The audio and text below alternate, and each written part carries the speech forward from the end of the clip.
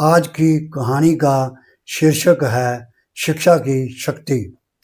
एक छोटे से कस्बे में संध्या नाम की लड़की रहती थी।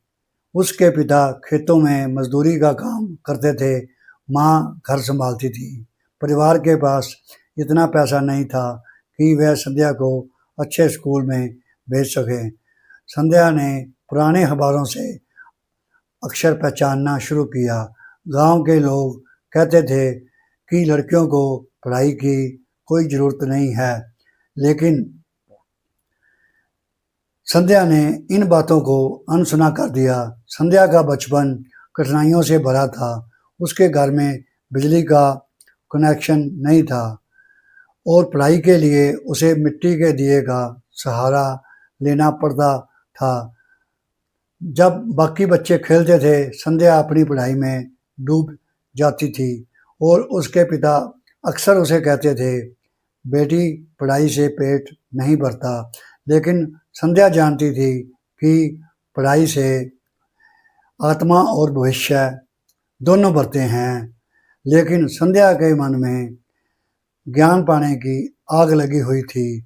वह शाम को गांव की लाइब्रेरी में जाकर किताबें पढ़ती और कभी-कभी उन किताबों के पन्ने फटे होते, कभी-कभी शब्द धुंधले होते, लेकिन संध्या के सपने साफ थे कि उसे लगता था कि शिक्षा ही वह चाबी है जो उसके जीवन के सारे दरवाजे खोल सकती है।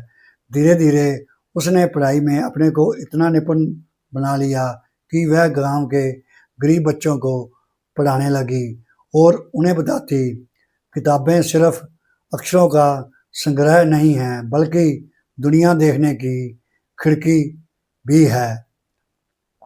सालों की मेहनत के बाद आखिर संध्या ने शिक्षक बनने का पेपर पास कर लिया। जब वह पहली बार स्कूल गई और अपनी कक्षा में खड़ी थी, तो उसे याद आया कि कैसे उसने टूटी-फूटी किताबों से अपनी शुरुआत की थी। जब वही लड़की बच्चों को यह सिखा रही थी कि शिक्षा से बड़ा कोई धन नहीं है, गांव के लोग भी अब मानने लग गए थे कि हमें संध्या ने दिखाया है कि गरीबी से लड़ने का सबसे बड़ा हथियार शिक्षा है। यह कहानी हमें बताती है, शिक्षा की शक्ति जीवन बदल सकती है। हालात चाहे कितने भी कठिन ना हो, सीखने की इच्छा इंसान को आगे बढ़ाती है।